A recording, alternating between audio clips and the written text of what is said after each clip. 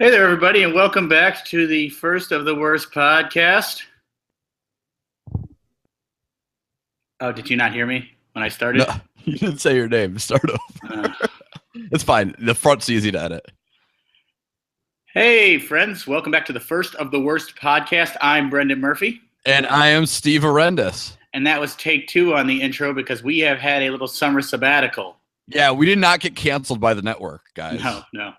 They let us run through the summer, which is what they do with all their primetime entertainment. We just got weirdly summer busy of good things. Yeah, I mean, Steve has an adult life, and I occasionally have plans. Happened before. Yeah, so many things have happened since we last recorded.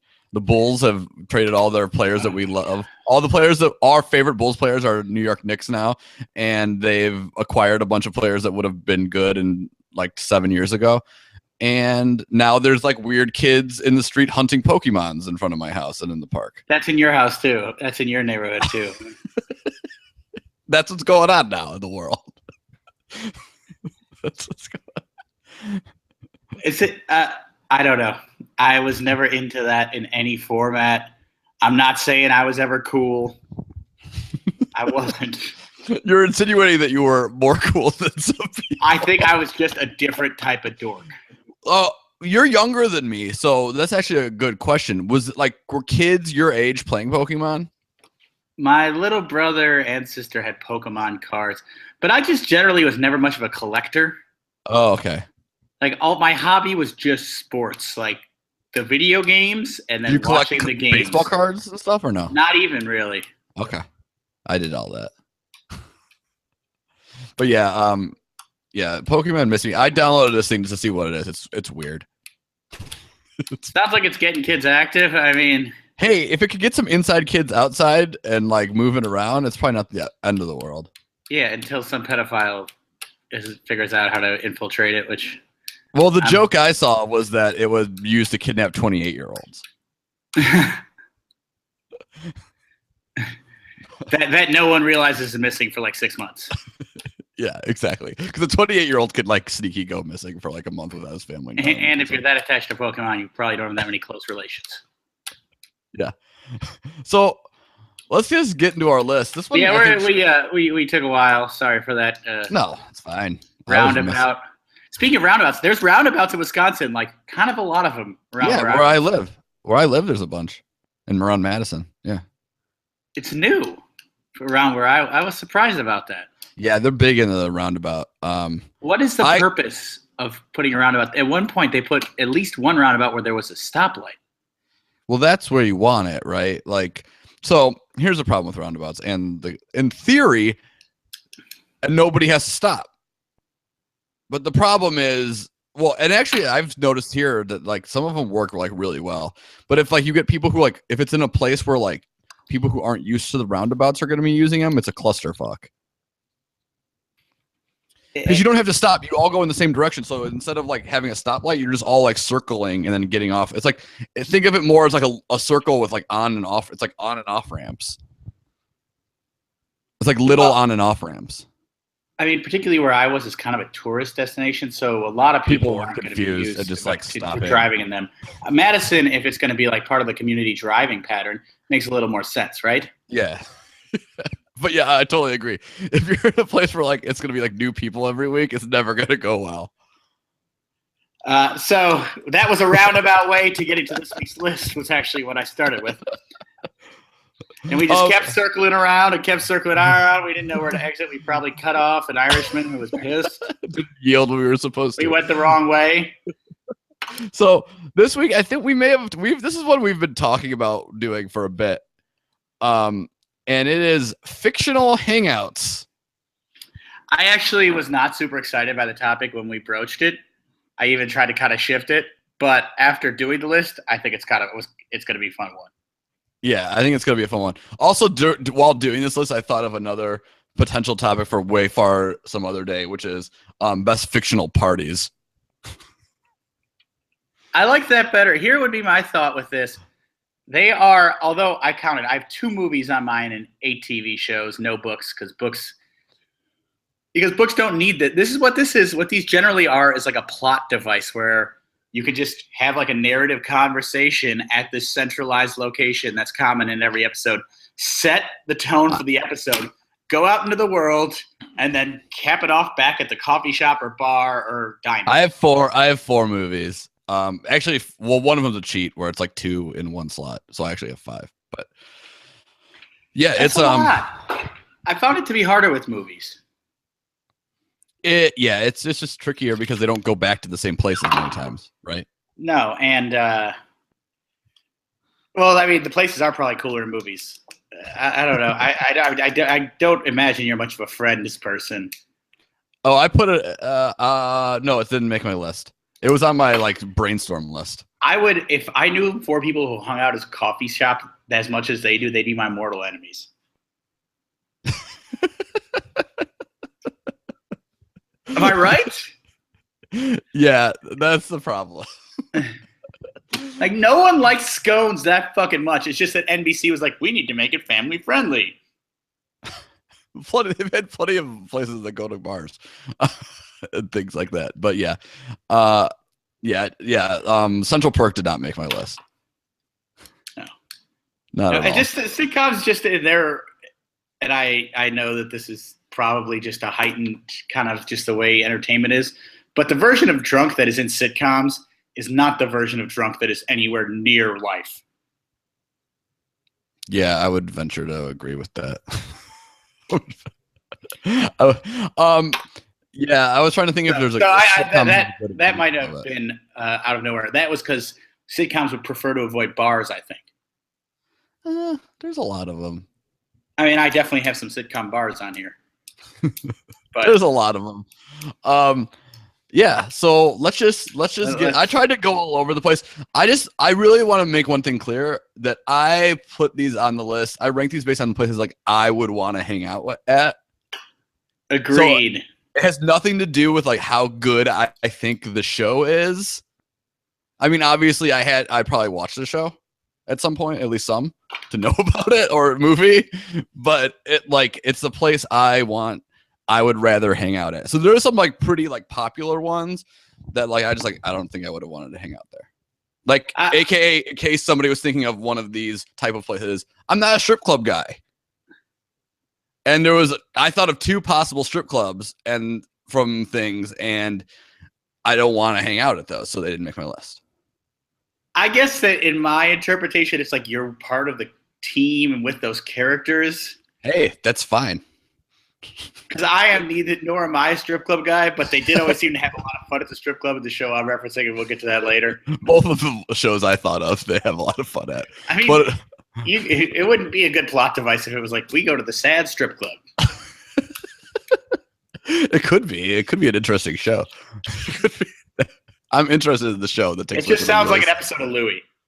Yeah, probably. All right, let's get cracking. What's your number 10? Monks made my list. Fame. Higher because I always like had a dream of like just going to a diner for like every meal every day. Monks only made my list because I love the show. Oh, see, I love diners.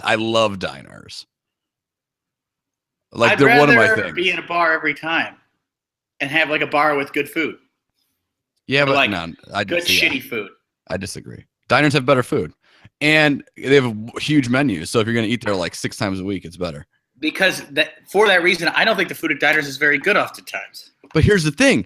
Those people on that show, you had 3 of those 4 people pretty successful. I mean, George worked for the Yankees, and they went to this place every day, which means it couldn't have sucked that much. It had to be pretty good. Or maybe it was just super convenient. It maybe was. I don't know. When I worked at State Street, a building on State Street, we had a Potbelly in the lobby. I ate Potbelly 3 times a week, and I hated Potbelly by the end, but I just went for the convenience. It's my number 6. I love diners, though. And it's not the only diner on my list. No, it's not the only diner on my list. I don't think. No, it's not. All right. Well, my number 10 is the one I cheated on. It's 2 places that in theory are pretty cool, except I think there's a high chance of dying at either one. So I wouldn't actually want to hang out there. And they're both from movies. And one is Mos Eisley Cantina from the Star Wars movies, and the other is the Double Deuce from Roadhouse. Like, those places were both pretty cool, but definitely could end up dead or something at either of those places. I've never seen Roadhouse, so that is a hole in my manhood. Oh, get this. I changed a tire yesterday. Oh, that's awesome. I was very proud of myself. I had to watch a YouTube video, but I did it. I changed a tire when I was like 17. It was actually the second time I've changed a tire. The other time was in Ireland, but it was with my dad, and that actually was like a nice trial by fire. So I had like the basic concepts down. It's not really that hard. No, it's not. You know what? It actually is. It's kind of laborious. Like, getting that thing loose is pretty hard. Yeah, it depends what tools are in your car, kind of, and how good they are. Different cars have like different kinds of irons and like how tight things are. So it's just a matter of like how it is, I think. But I mean, so I haven't seen Roadhouse, but one of the basic functions of being an adult male, I completed at 32. Yeah, both those bars awesome. Not places I'd ever want to go because I feel like there's a 50% chance I get killed or beat up. My number 9. Now this one, I guess, is technically a diner. Because I don't think they serve alcohol. And it's from a show directed at young adults, and I think it's a better one than the Saved by the Bell diner. And it's Chubby's Famous, the diner from Boy Meets World. Oh, that place had like pool tables and stuff. Way more fun, and it was totally like we're just gonna invite kids into this bar vibe. That was one thing I thought about when I was going through all this. I was like, who has a business where they're like, you know what we want is teenagers because they're broke and rude. Exactly. But like, if I was like in high school, that'd be a way cooler place than the Max. I don't know. Okay, so the Max is coming up on my list. We'll get to it shortly. Okay. I was very conflicted about the Max. So are you punting?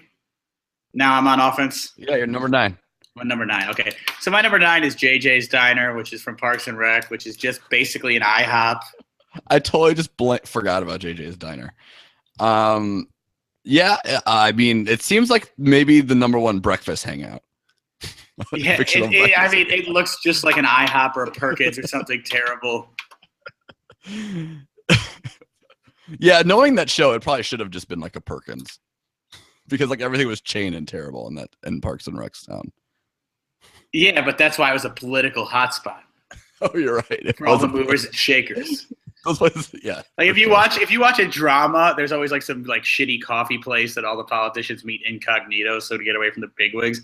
I think they were trying to do a play. Those places 100% exist. If you go, there's some like diners around like the Daily Center in Chicago that like those guys hang out in. I've been at them, and I saw a guy tip a guy $50 to cut in line and like get something at a sandwich shop. It was great. Yeah, they do. This is not that though, and Pawnee is not Chicago, New York, or DC. Yeah, I told you JJ's Diner was just a miss on mine. Don't know if it would have made my list. It would have been close. And then my number, I would say that it kind of looked funner. Jesus Christ. It looks more enjoyable than the Monks to me. Is it? Why? It was more spread out. Monks had just such a like crowded New York City feeling. That's why I liked it. Honestly, thinking about it, I'm getting claustrophobic. A lot of soup. Oh yeah, that place has good soup. I bet. I love soup. I think I've talked about this before. Monks, I bet, has good soup and salads. We know the salad situation there. The big salad. You get the big salad. Yeah. That is a New York thing, though. It's not just like Carnegie Deli. Like the portions in New York are probably not anymore because people are so skinny and vegan and health conscious. But like they would give you a week's worth of food. That's why if you lived in New York, you need to go to Monks. Monks becomes huge if you live in New York because that's the one place you can get real food. And at a good quantity, yeah. I mean, I'm not disagreeing. All right, what's your number 8? The Max is my number 8. Okay. It just felt obligatory. It's like It's kind of partially the reason we're doing this because of like. If we have a picture, it should be the max. Honestly, I don't mean to steer the art. I mean, our art directors have our own creative license. I wouldn't like to say that we are involved in that process because the editorial is unbiased and fair here. But in my eyes, it kind of personifies what this list is about. Also, as I'm sure you've probably seen on some sort of social media, there's a Max pop-up, which is just making so much money in Chicago. I don't even like Saved by the Bell. I think Saved by the Bell and Fresh Prince are the two shows that our generation has just glorified after such mediocrity. They're like family sitcoms that have like they're like better versions of Seventh Heaven. I mean, yeah, Full House too. Like they're not well written. Fresh Prince is much better written than the other shows. I would agree with that. I think these things happen with every generation. That there's just shows that don't age well.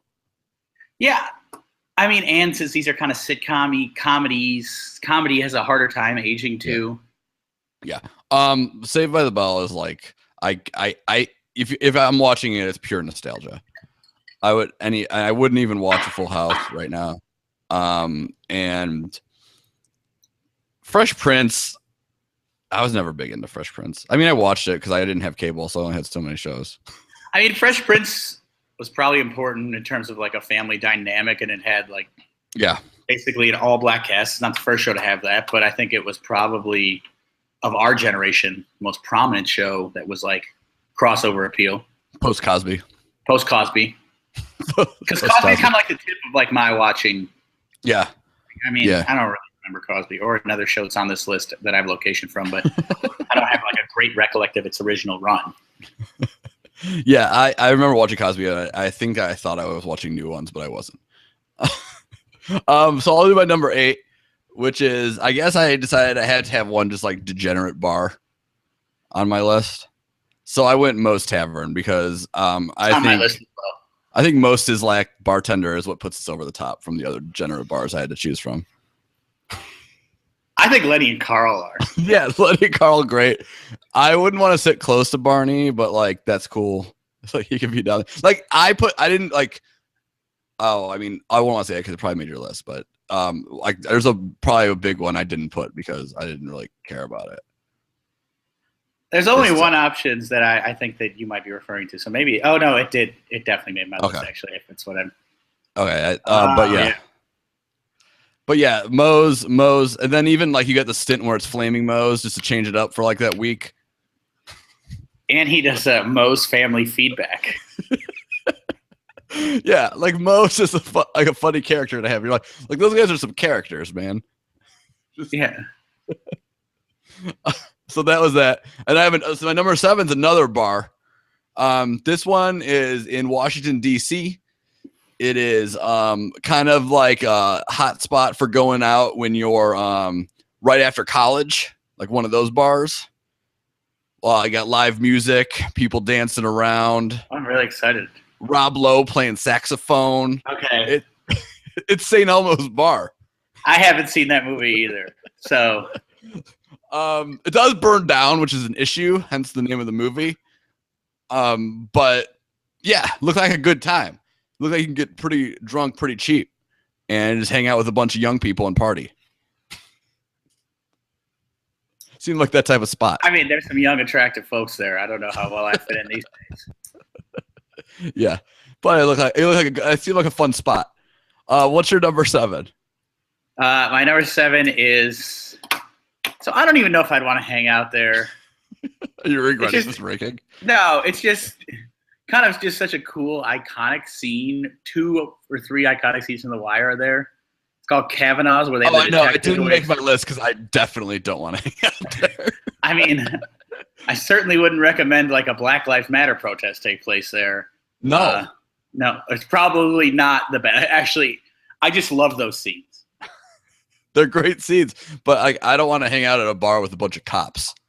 No, probably not. Although I'll say this, like city cops like that, way different than these yokels who are on highway patrol. Like detectives? Yes.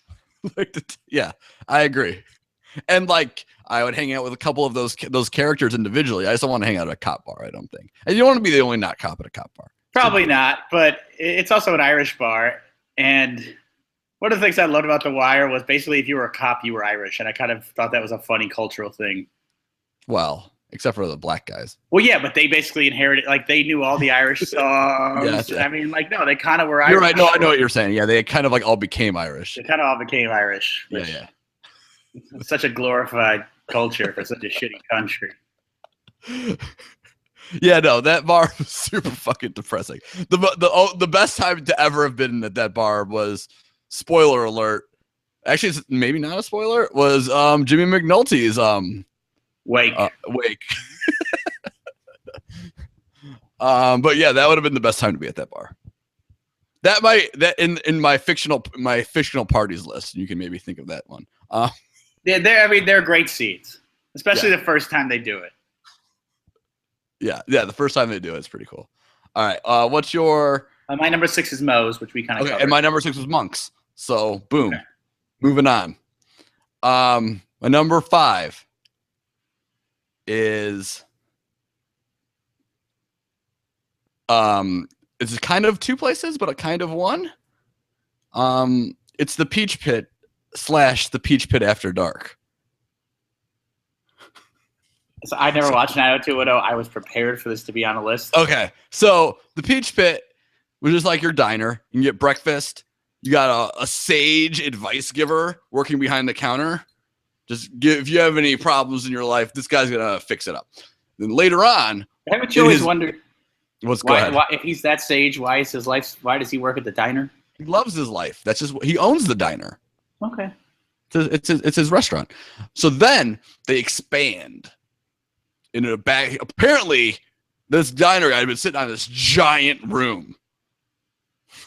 I don't know why. Just been sitting on it until he decides to open a restaurant, a bar called the Peach Pit After Dark. And this is, I think, at some point run by David Silver. But the best part about the Peach Pit After Dark is that Valerie, aka Tiffany Amber Thiessen, is a bookie there under the radar, and you can place bets with Tiffany Amber Thiessen. So it's a pretty cool spot. And you can get everything. You get boom, boom, boom, stay out late, and then hit up the Peach Pit for breakfast. It's great. It's hard to make a network drama that doesn't become a soap opera.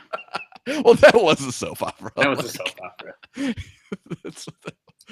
What is your number 5, though? We're back to you for number 5. Okay, did the Peach Pit go to After Dark once the kids were old enough to go there? Was that a plot device? Absolutely. Hey, but you know what? Good move. Don't have these lame-ass kids sitting around in a fucking coffee shop. They still went there sometimes for, like, breakfast. That's fair. Or, like, lunch or something once in a while.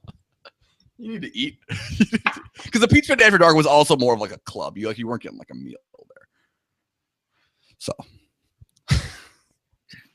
That's good branding. We have waffles and Manhattans. Yep, exactly. Like, I can't wait till Cracker Barrel After Dark opens. So it's like it's a country bar, right? That's gonna be like a line dancing club bar. For sure, it's gonna be terrible. So what's your number 5? Stan Mikita's Donuts, which I thought was real for a really long time. Oh, my number 4. I didn't realize that wasn't real until maybe like 3 years ago. You like went to Aurora. I was always like, what a cool donut shop that is. Well, so this is from Wayne's World. It always was a good time. There was always a good time going on at Stan Mikita's. Yeah, and it looked like the kind of place that was open, if not 24/7. That place was open 24 hours a day. They were there so late, and it's a donut place, so it has to be open early. There's no point in closing it. A lot of donut places are open really long hours. Yeah, like Dunkin' Donuts has like weird hours. Oh, there are a lot that are 24 hours. Like when I was living in Oak Park at several stints, the only 24-hour place to eat was Dunkin' Donuts. So I'd just get out of the cab at Dunkin' Donuts like 6 o'clock with my parents, get some sort of omelet, and then eat it at 3 in the morning. Well, like donuts are like the one food that is like well established as breakfast food and like a dessert or like a late night snack. Nobody actually eats them after a meal and like right away, but it's like a late night food and a breakfast all at the same time. Yeah. I mean, and their business is coffee too for like people who are driving and yeah, for sure. On the road. But Stan Mikita is way cooler than a Dunkin'. Oh yeah, for sure. We're totally sullying the name of this jukebox having glass walled. All glass walls. I kind of it wasn't as long as you, but when I was a kid, I definitely thought it was a real place. It's not unreasonable that would be a real place. It seems like it could be real. I'm not even sure it's not real still. And honestly, the funny thing is, why isn't it a real place now? Yeah, somebody should get the rights to it. Like maybe Stan Mikita should. Doesn't even seem like he'd have to really do much for him. No, it seems like you could just open it. Yeah. Or sell, or like, yeah, open it and let somebody else run it and take the money. Done. It's good restaurant touring. All right. So what is your number 4 then? The Bada Bing. The Bada Bing. Strip club on The Sopranos. The other strip club I was referencing before we talk about the Bada Bing was the nudie bar from Married with Children. Okay, I have very vague recollection of that. Yeah, I'm just not a strip club guy, and I just don't want a bunch of mob bosses staring me down when I'm at a strip club too. I'm already feeling awkward enough. Well, they had a lot of fun times there and a lot of really tragic times. So I guess I probably wouldn't want to be rolling the dice. Is this the night a stripper gets beaten to death, or is this the night we get to play with war articles from a stolen crate of World War II artifacts? Like one of those things sounds really fucking fun. And one of them sounds really, really just mentally scarring and horrific. I should have put the Bada Bing on my number 10 line with the Mos Eisley Cantina and the Double Deuce. It's got that same kind of fun vibe, but also very dangerous thing going on. Which is anything on that show. You could say Satriello's too. The deli. The deli was the what about the Italian restaurant? What was the name of the restaurant? Vesuvio? Yeah. Maybe that's your best bet. There. It seemed good. Like those guys could eat anywhere and they go there. But I guess he didn't make them pay for a long time. Yeah. I don't think it was that good towards the end either. Well, Artie was getting distracted. Yeah. So that we're back onto my 4, and I said that was Stan Mikita's. I think that's just your classic late night spot, post bar, Stan Mikita's. I don't know if they were actually in this movie. They weren't like making it clear that they were going there post bar, were they? It's just like they were at Stan Mikita's. How old were they in the first movie? It's a great question. There are scenes where they are clearly in bars in both movies, I guess. Yeah. Okay. So I picture them as like 24 to 25-year-old like burnouts, kind of. Yeah, I mean, it's hard because they're being played by guys who are like so much older than that. Well, you definitely get the impression that they're losers who are still young. Yeah. But like too old to be living at home. Yeah, for sure. Okay, I think I'm gonna lose you on this one, my number 3, because you've definitely never. I don't think you've seen these. I'm actually 100% confident you have it. It's a magical place. It's kind of a neighborhood of sorts of a few places, and it's called Hogsmeade. And you got to be a third-year student at Hogwarts to go there to hang out. But you can go. It just looks like the perfect Christmas card every time you go there. You can drink all the butter beer you want in this magical place. Now, it's kind of weird that you can be 14 and you can drink all this butter beer. I don't know what. Maybe like magicians are much more mature. Like wizards are much more mature. Maybe it's just root beer. I don't think so. People look pretty. I think it had some effect on them. Maybe it's not root beer, but maybe it had some other magical effect on them. So then it's drugs. Just way more intense. Wizard drugs. Way more intense. Yeah. So you can drink your wizard drugs and hang out. It's a cool place. And you got to be a third-year student. They aren't letting any first and second-year students go there. I mean, I would check it out. So that was my number 3, and I have 4 with Stan Mikita's Donuts. And I can't wait till I go to the Wizarding World of Harry Potter and get to go there. When I take my kids there one day. What's your number 3? Cheers. Didn't make my list. I can't believe it didn't make your list. I didn't even really watch the show. It's just the most iconic. Yeah, but like I'm not ranking. I said I'm not ranking them about how iconic they're. It's a very well lit bar. It's like bright, and it's pretty empty. It is pretty empty, but I assume we're just always seeing it on weeknights. You're right. That could be a good point. I feel like there were some times when it was more crowded. Right? Like I feel like I used to watch it from time to time. I don't know. It just never seemed like a place I would go. I mean, it wasn't a good place to meet a lady. No, it wasn't. That is. And like, there's only like probably 6 bar stools you're even allowed to sit in, because all these other ones are like reserved. Yeah, but think, you want to send a letter? There's a guy for that. You want to get your head shrunk? There's a guy for that, and a girl. Yeah, and you got your ex-baseball pitcher bartender. That's kind of cool. No, that's definitely cool, dude. In real, now that guy's just working at like Moe's Cantina. Probably, yeah, probably something like that, right? Yeah, like a bar like something that. Horrible and douchey. For sure. With like a guy who was on The Real World Paris. Yeah, like how like Nani bartends at what's that bar in Old Town? Does she? Yeah, she lives in Chicago now. She bartends at Poorhouse, Old Town Poorhouse, across the street. Oh, Benchmark. Even worse. I kind of don't hate Old Town Poorhouse, but I'm gonna go there all the time. But Benchmark's horrible. There's something next to it that just opened that you're missing. I don't know if you're really missing it, but the food is by the guy who did Au Cheval, and the bar concept is by the guys who did Benchmark. Why would that guy team up with the Benchmark guy? Because he likes money. Yeah, that's it. Nope, you got it. All right, what's your number 2? I think this is kind of a sleeper, but like you could totally have this on your list too. Okay. It's called The Bait Shop. It's my number 1. It's your number 1. I'll just say it. It's my number 1. All right, come on. I mean, need I really go into the specifics? Do you want? It's the bar from the OC. It's the bar from the OC. You had Olivia Wilde as your bisexual, super hot, purple-headed bartender. Yeah, the Killers played there. The Killers, Death Cab for Cutie, the Walkmen, and there were like 20 people there. Yeah. Who else played there? Death Cab and the Modest Walkmen. Mouse. Modest Mouse. Yeah, I'm pretty sure. Rooney was like the first one. I think I could probably pull up a list here. I looked for one. I didn't.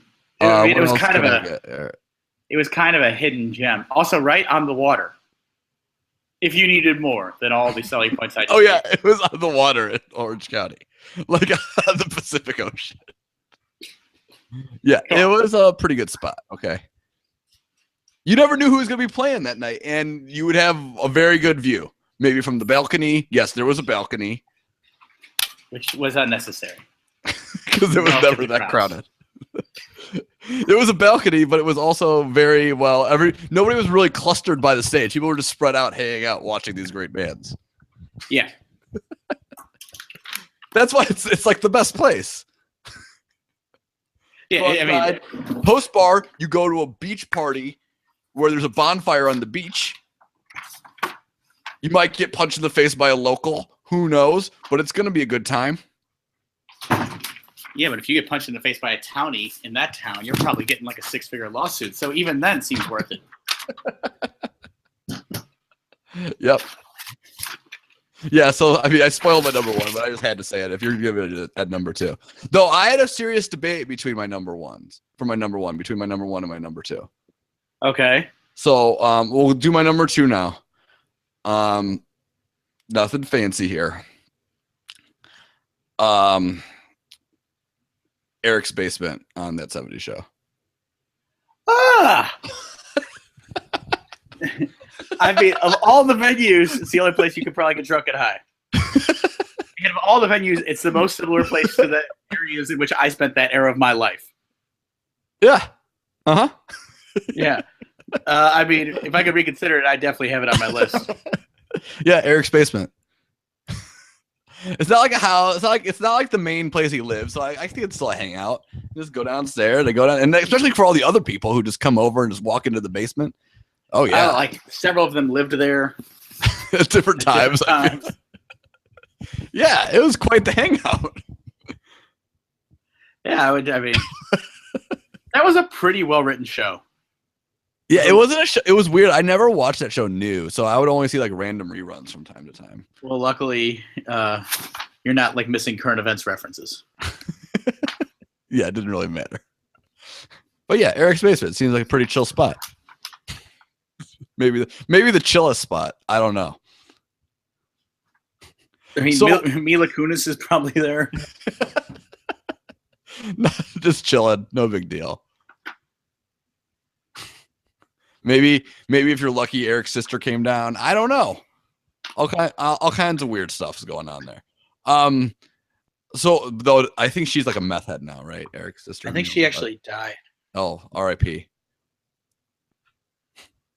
Strange. So, what? So what is your number one then? Did I miss? So I'm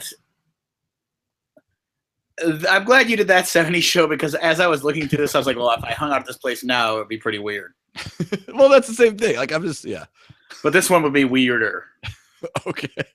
Well, I mean, Hogsmeade, go hang out with a bunch of 14-year-olds at a bar is super weird. The Harry Potter one. Okay, well, I guess mine's not even as weird as that. But they're wizards, so it's different. Okay, yeah, they're more mature. More mature. Regular children at the Sandlot. Oh.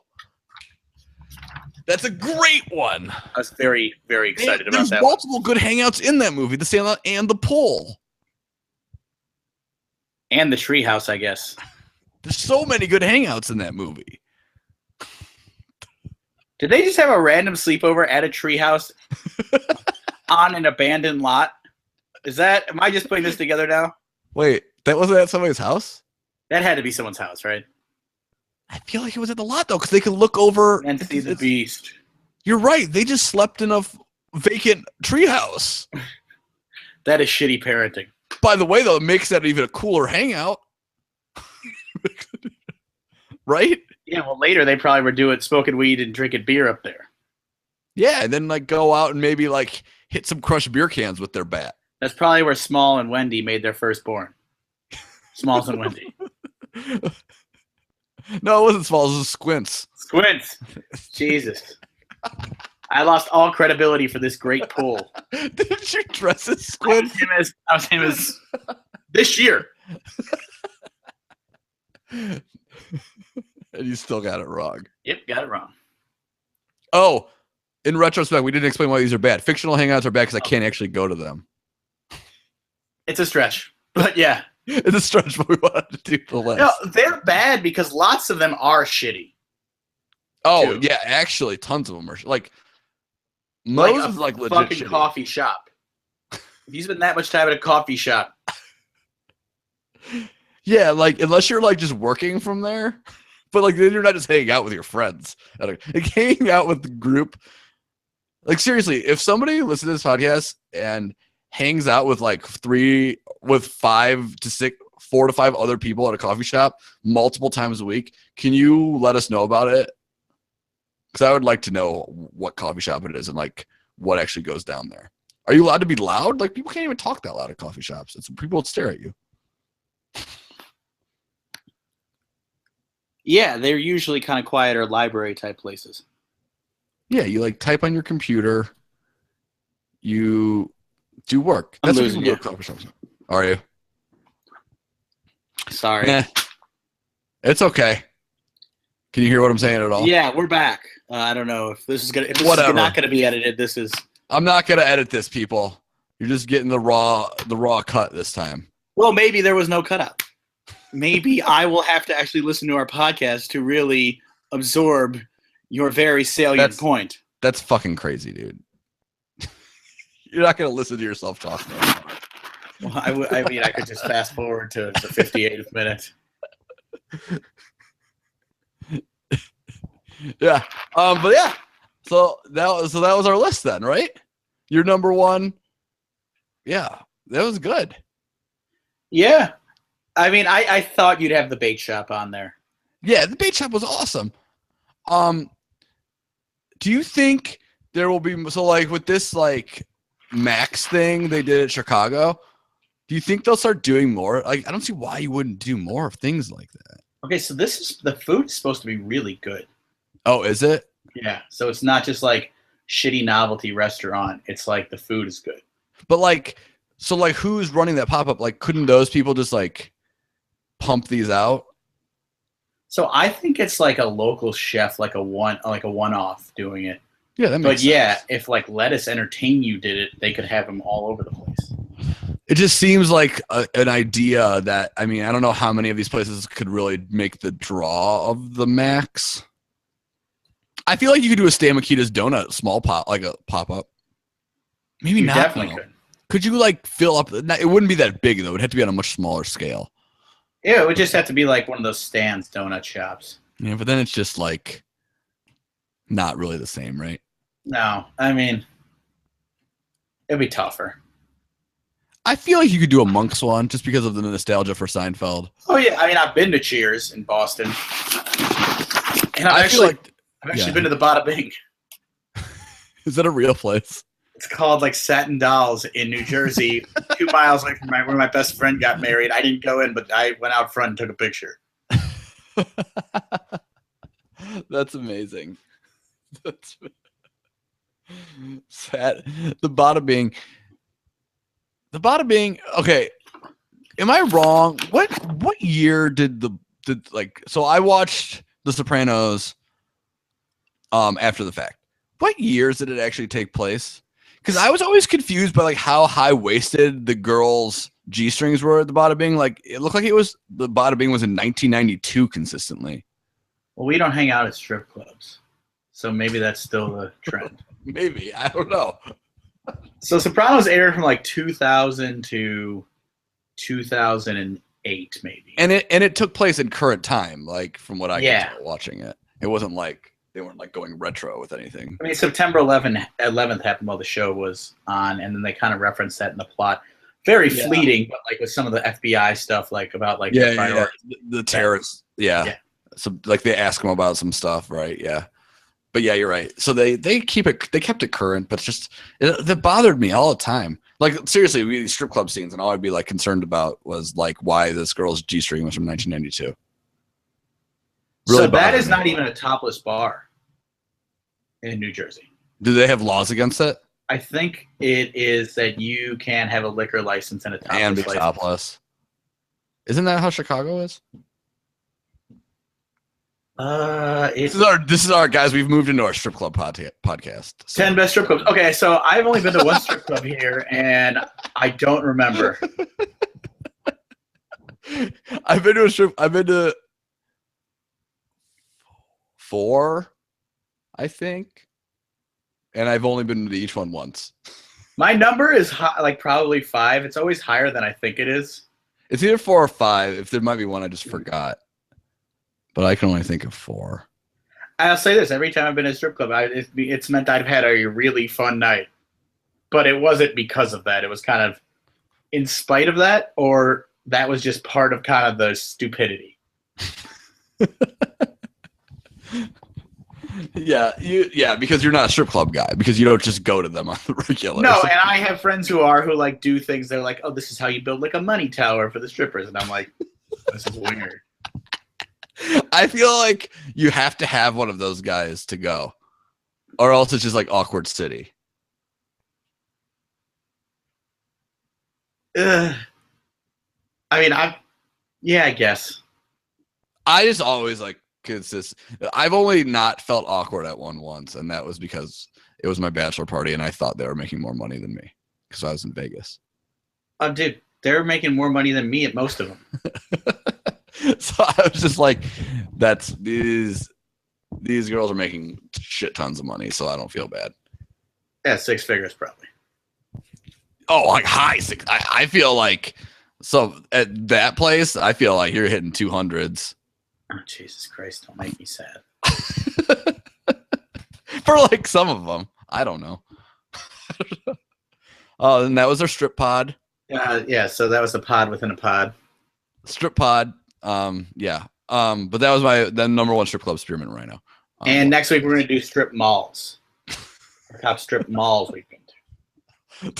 That'll be our second pod, or the pod within a pod. Pod within a pod will be top strip malls. The strip malls, and then I can't think of anything else. So the strip cards gambling events. That's the next thing to go to strips. But yeah, so everybody, thanks for listening. I'm glad we were able to get back in the saddle here after a little time off in the summer. Share it on Facebook. Like us on Facebook if you haven't already. And please subscribe on iTunes or Stitcher or Google Play and write a review for us if you can. And thank you. We'll see you next time. Guys. See you soon.